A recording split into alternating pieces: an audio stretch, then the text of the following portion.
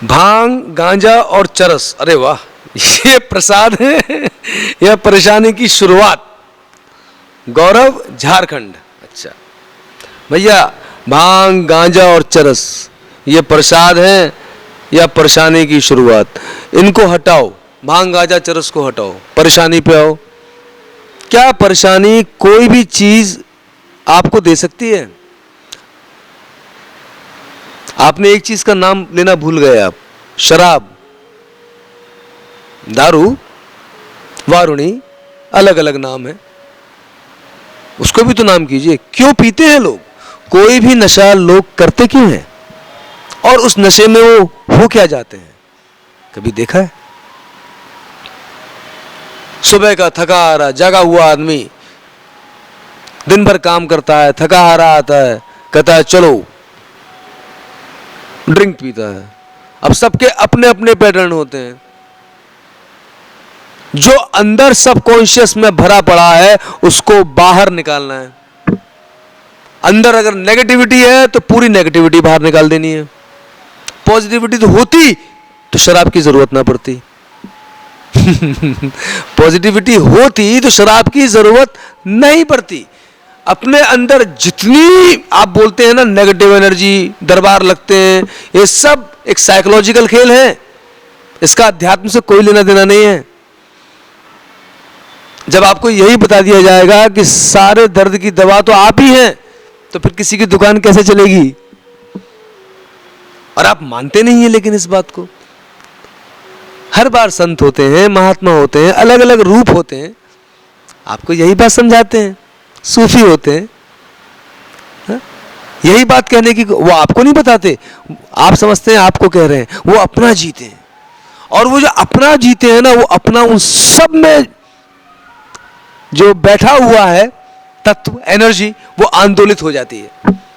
जब चैतन्य महाप्रभु संकीर्तन करते हुए निकलते हैं तो उनके साथ साथ सब दुकान वाले, ठेले वाले छोड़ के उनके पीछे संकीर्तन नाचने लगते हैं, गाने लगते हैं। क्या हो गया? भांग पिला दिया, गांजा पिला दिया, चरस पिला दिया कि दारू पिला दी? अरे भैया, ये सब तो मैटर ही नहीं करता। कबीर कहते हैं भांगे, अफीम और गांजा पिया तो क्या हुआ? एक प्रेम रस चाखा नहीं, अमली बना तो क्या हुआ? परेशानी कभी किसी बाहर की चीज में है ही नहीं। जिसे आप तंत्र कहते हैं ना, वो यही चेतना के विज्ञान को ऊपर उठाने का एक विधि है, एक विद्या है। चाहे दुनिया का कोई भी नशा हो, वो आपके चैतन्य के पार नहीं जा सकता। और जब चैतन्यता का नशा होने लगता है तो इन नशों का कोई मतलब नहीं रहता है। परेशानी होती है, इसीलिए तो प्रसाद समझ के करते हैं। आपने प्रश्न में ही पूछा ना, भांग, गांजा और चरस ये प्रसाद है या परेशानी की शुरुआत? अरे भैया, परेशानी की शुरुआत हो गई, उसी का खत्म करने के लिए तो प्रसाद मान के कह रहे हैं। और है क्या? केमिकल है, टीएफसी एक्टिवेट हो जाता है, थोड़ी देर के लिए माइंड जो है स्टिल हो जाता है अपने आप। किसमें? ये जो भांग, गांजा और चरस की आप बात कर रहे हैं, ये अलग प्रकार के एक साइकेडेलिक्स हैं, और शराब ये अलग प्रकार की है। इन दोनों की प्रकृति बिल्कुल अलग अलग है। तंत्र में इसी प्रकृति को जाना जाता है। एक आपको बड़ी मजेदार ज़ेन कथा सुनाते हैं। ज़ेन मतलब जापान में जो धर्म है, ध्यान, वो जाके चाइना में हो गया झाजेन, और चाइना से जब जापान पहुंचा तो हो गया ज़ेन। उसमें क्या होता है, बस आप बैठ जाओ आंख बंद करके, ना आपको सोना है ना आपको जागना है, बस बैठे रहो, और जहां आप सोने लगे पीछे से आपको डंडा पड़ेगा। अब इस प्रक्रिया में 2 साल लग जाएं, 20 साल लग जाएं, कहा नहीं जा सकता। सडन सटोरी एकदम से होगा इसमें जो होगा। हाँ, तो अब क्या, इसी अवस्था को लोग तरह तरह के आज के समय में साइकेडेलिक्स करके अपने मन का ही एक्सपेंशन देखते हैं और फिर उसमें फंस जाते हैं। बोले ये सत्य है। देखो भाई, जो हो और होके समाप्त हो जाए, वो सत्य नहीं हो सकता। जो पहले नहीं था अभी हुआ और फिर चला गया, कितना ही सुंदर हो, कितना ही आंतरिक हो, बाहर डूबो, बाहर तो डूबो डूबो, जहां अंदर डूबने लग गए तो बात कहानी कुछ और हो जाती है। और जब अंदर डूबने लगते हैं तो ये बाहरी जो प्रक्रिया है ना, इनसे किसी का कोई सरोकार नहीं रहता। लोगों की अपनी अपनी समझ है। नशे की बात करते हैं, एक नंबर 1 कहलाता है, उसको कहते हैं मदर आयुवास्का। जैसे हमारे यहाँ भांग होता है, ऐसे साउथ अमेरिका में होता है एक प्लांट, अमेज़न फॉरेस्ट में, क्या बोलते हैं उसको, आयुवास्का। उसको बनाते हैं, उसकी ट्रिप होती है। ट्रिप मतलब पूरी ट्रीट होती है 10 दिन की। उसके अंदर आपको 10 दिन तक ब्रह्मचर्य अर्थात सेलिबेसी के साथ शुद्ध शाकाहारी बन के रहना पड़ेगा। और उसमें कौन आते हैं? जो हेरोइन एडिक्ट हैं, स्मैक एडिक्ट हैं। क्यों? वो जब 10 दिन की सेरेमनी करते हैं तो उसके बाद जो है उनके सारे नशे छूट जाते हैं। उनके जीवन में जो चीज उनको आगे बढ़ने से रोक रही थी, उस चीज को वो देख लेते हैं। हमारे यहां यही प्रक्रिया ध्यान से हो जाती है। लेकिन इसी ध्यान को पाने के लिए कोई भांग खा रहा है, कोई चरस पी रहा है, कोई दारू पी रहा है। लेकिन असली बात जो है, असली रस जो है, उसकी किसी को कोई खबर नहीं। वो इन सब से परे। लेकिन क्या करें, आपको बताएं, रस वो इसी सत्य का ले रहा है। सत्य तो 2 नहीं है। वो मन के किसी ऐसे आयाम में अटक गया है, कहता मुझे दुनिया से मतलब नहीं है, मैं तो ऐसे ही रहूंगा, ऐसे ही मरूंगा। अपने हिसाब से वो पूर्ण आनंद में। तो इसलिए कहते हैं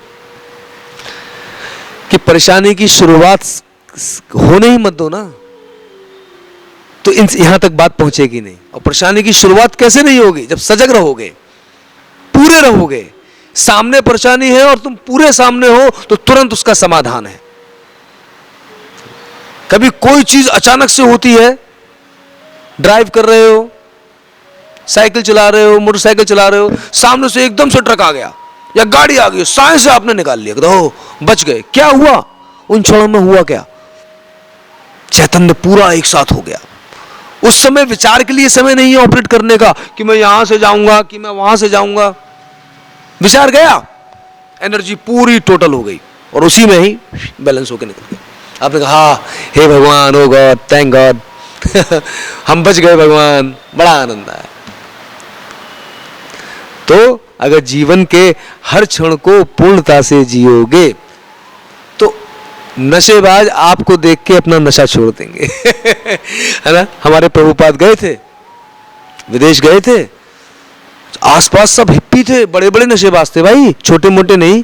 आप तो भांग गांजा चरस कह रहे हो, तो एलएसडी, मेस्केलिन, खतरनाक माइंड ट्रिप्स।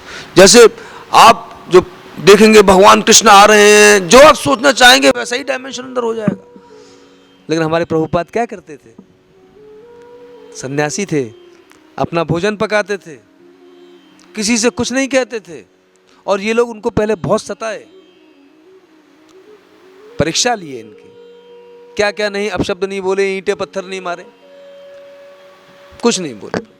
वो अपना प्रसाद पाते, उठते, आंख बंद करते, नाम संकीर्तन लेते और नाचने लगते और गाने लगते। 1 दिन, 2 दिन, महीना बीत गया।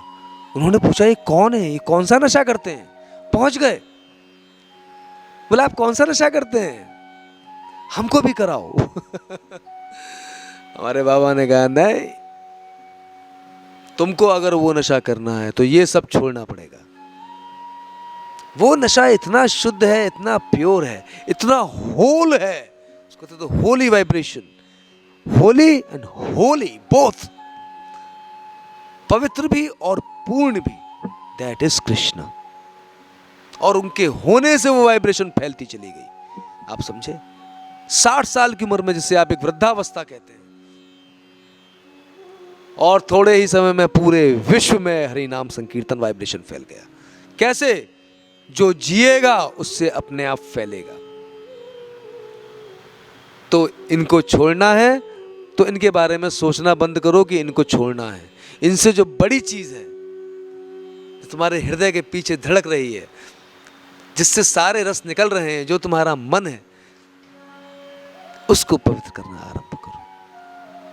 उससे बात करना, पवित्र करना, उसको समझना आरंभ करो। और इसी समझ में क्रांति अपने आप हो जाएगी और जीवन में कभी किसी नशे की कोई आवश्यकता नहीं होगी। आप स्वयं सबके लिए अस्तित्व का एक नशा हो जाएंगे। हरे कृष्ण हरे कृष्ण।